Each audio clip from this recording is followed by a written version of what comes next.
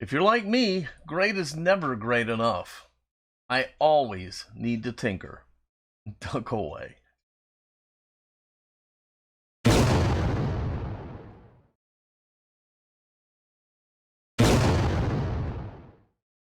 Hello everyone and welcome to Fat Guy Productions. I am Paul, coming to you as always from beautiful Las Vegas, Nevada. Today, I will be tinkering with my amazing Fluance RT82 Turntable. Now, this is indeed a great product. I love this turntable, but I'm going to make it a bit more to my liking with a couple of simple upgrades. The entire reference line comes with Ortophone cartridges. These are amazing cartridges. The RT82 features the OM10, the 83 comes with the 2M red, the 84 and 85 feature the Ortophone 2M blue. These are awesome. It's a great value for a cartridge on a turntable. When I first set up my Fluance RT82, even though I had a red available, I installed the OM10 as I wanted to try the turntable as it comes out of the box to be in a position to give it a fair and honest review.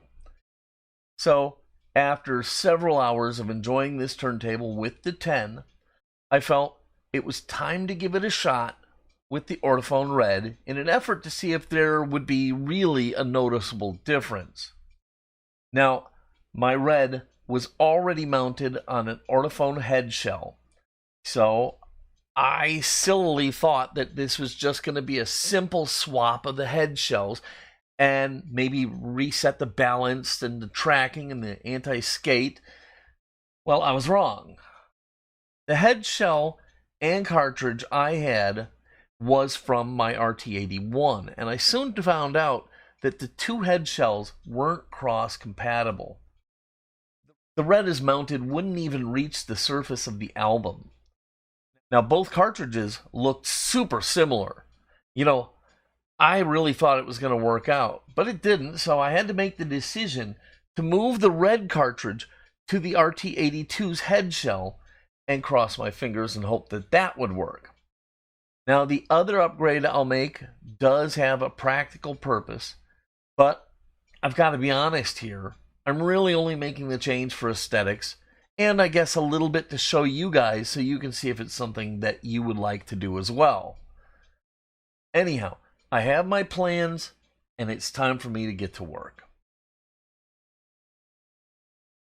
So this is the Fluance head shell and the OM10 cartridge as it comes out of the box.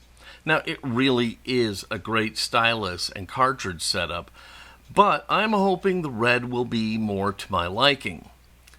Other than the cartridge and the needle, the head shell is not all that dissimilar to the Ortophone head shell I already have. But I'm going to quickly find out that even slight differences can have a huge impact. Now, this is the 2M red cartridge I'm planning to use. Now, as I mentioned earlier, I first tried a direct swap of the head shells, only to find out that the 2M red on the Ortophone head shell couldn't reach the vinyl on my RT82. Major bummer. Anyhow, I'm going to work around that.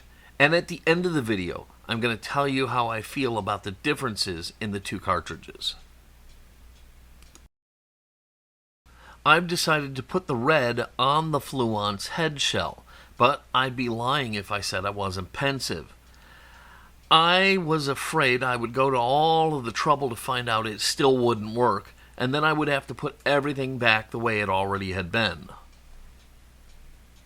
So to start, you remove the head shell from the tone arm. You simply twist the locking collar clockwise as you face it and pull the head shell straight away from the tone arm. Here is my RT82's original head shell, and at this point I took a picture of it to ensure I get the wires reconnected properly.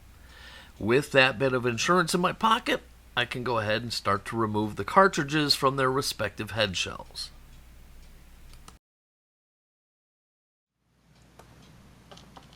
So with a pair of tweezers, I'm carefully but firmly going to grip each wire and pull it away from the cartridge. The connection is just a simple friction pin setup, so with a bit of firm pressure, it will just pull off.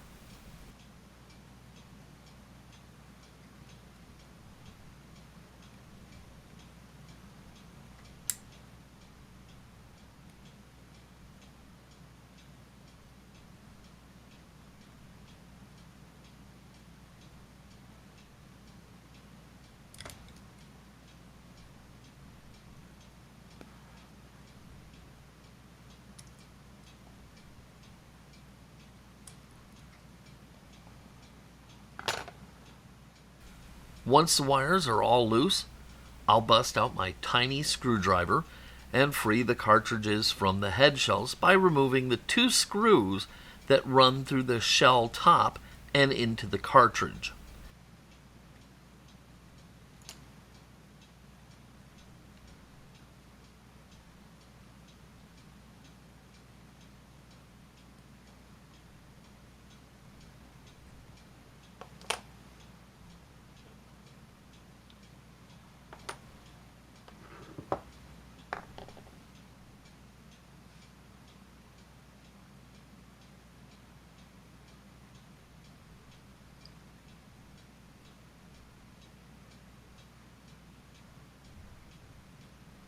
So now I'm just going to slam it into reverse and screw the orthophone cartridge to the Fluance head shell and then reconnect the wires.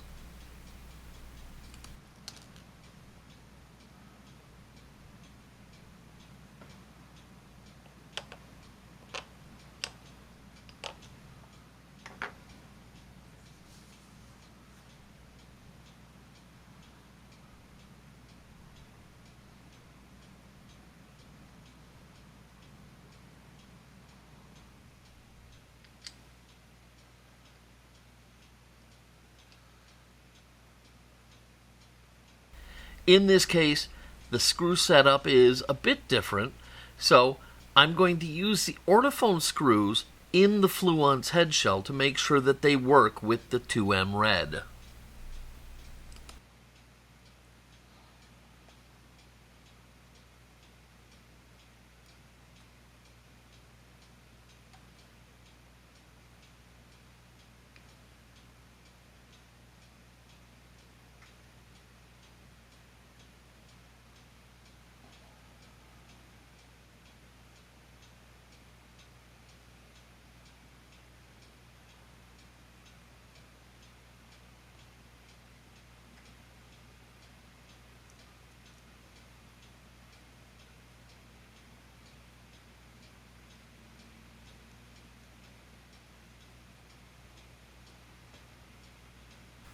You don't need to put the screws in too tight, as you have to loosen them again to align the cartridge. So, snug is snug enough.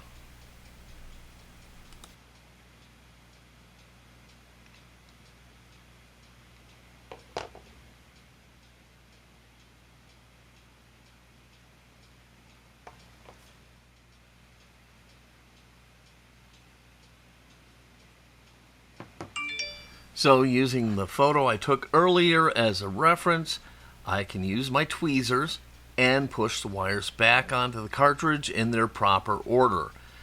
Now, I'll just say a small prayer that this is all going to work.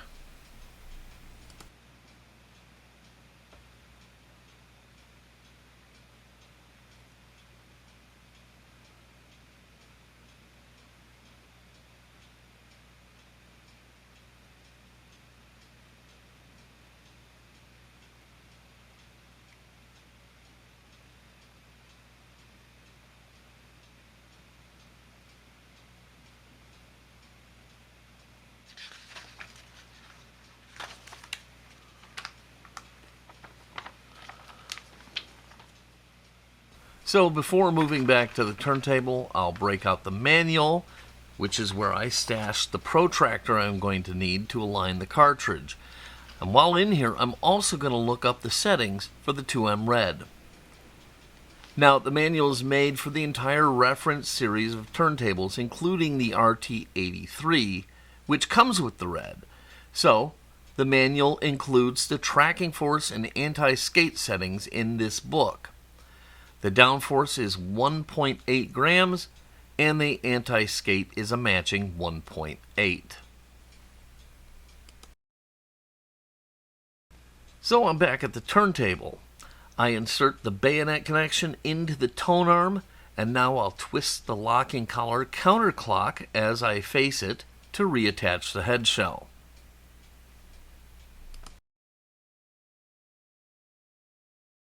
Before making another move, I need to be sure that the needle can now reach the vinyl. So I lower the tone arm and boom, success. I can now happily and comfortably move forward. So I need to rebalance the tone arm. I'll zero out the anti-skate. Then I'll turn the counterweight clockwise till the tone arm pops a wheelie. Now, very, very slowly, I will turn the weight counterclockwise until the tone arm balances perfectly level. Once the tone arm is level, I'll zero out the counterweight, then I'll dial in 1.8 grams, and then I'll match the anti-skate to that 1.8. For a better step-by-step setup video, I'll put a link here on doing a complete setup to help you along. Finally, we're going to need to align the red. Again, you can watch my video on setup for additional information, but here it is in brief.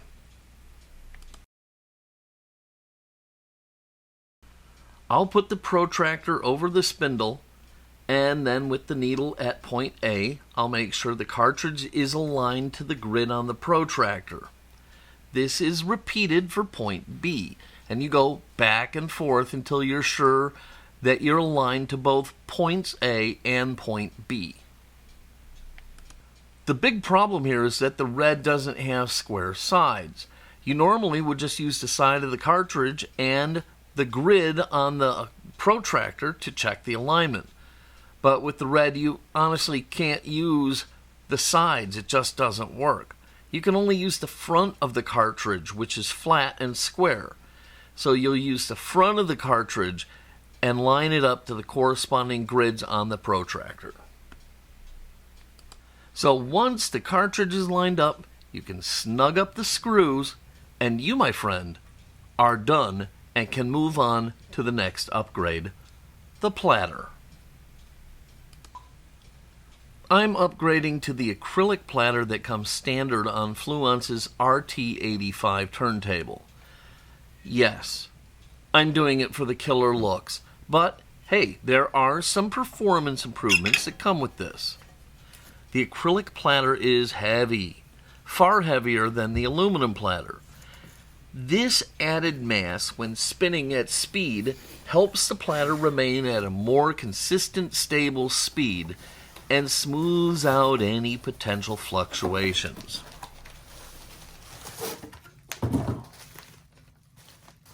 I simply remove the drive belt, set it aside, lift the old platter and mat up and off, and I'll lay down the new acrylic platter. Now, the new platter has a very clear, transparent center on one side, and that side goes face up on the turntable.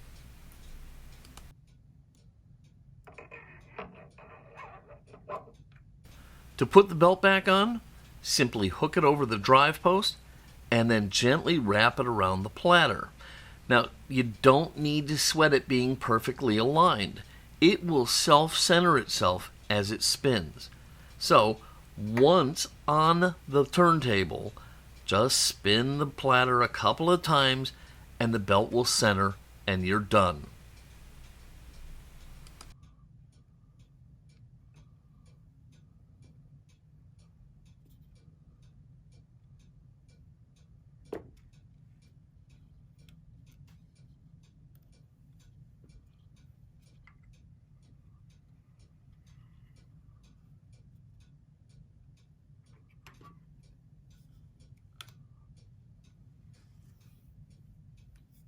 And that's all there really is to it.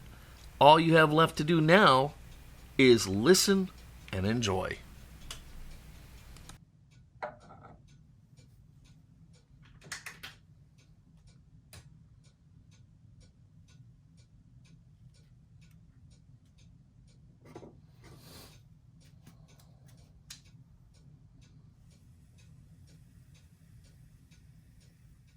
So there you have it. It's as simple as that. So first things first, why not just buy the higher level reference that has the red to start off with? Well, there can be a ton of reasons, but fiscal ones are very powerful. And maybe the RT82 is the only one you can afford at the time because it really is affordable. It doesn't need anything else to bring you hours of happy listening, so maybe that's where you opt to be, and that's fine.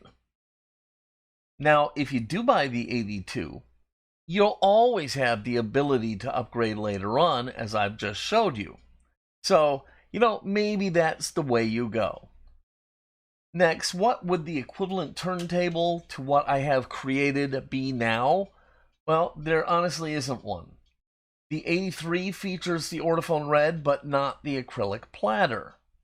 The only turntable with the acrylic platter is the 85, but it has the blue cartridge. So I'm going to call mine the RT835. So how does it look and sound? Flippin' amazing. That's how. Man, this is nutso. The platter. It really is an amazing visual enhancement, and it just blows my mind. I love it. Anyhow, how about the sound? Now, the OM10 is a great cartridge, and it sounds amazing. The red blows it out of the water. Seriously. The 2M Red is more responsive, it's clearer than the OM10, and in an almost shocking way, the volume, it is increased so much, it just stunned me. The original OM10 has 4 millivolts of output compared to the 2M Red's 5.5. The volume increase in my system is probably in the neighborhood of 50% higher. This really took me by surprise. What a performance difference. The jump in all-around performance of my turntable between the 10 and the Red, it really was shocking. Especially based on the fact that the OM10 is a great cartridge. In the end, if your budget or any other factor dictates that you buy the RT82, you certainly won't be disappointed. But if money allows, go straight for the RT83 or higher. If you can't pull it off now, you can pretty easily upgrade to the RT835. Well, there you have it. Upgrading your RT82. I am totally loving it, and I hope you all love it too. If so, please give this video a big thumbs up, click subscribe, and don't forget to click the notification bell so you never miss one of my music videos. As always, if you have any questions or comments, please leave them down below. I love to hear from you guys. It really is the highlight of my day. Well, that's more than enough stuff for today. It's time for me to go. Remember, there is always room for improvement. This is Paul from Fat Guy Productions. Until next time, be good.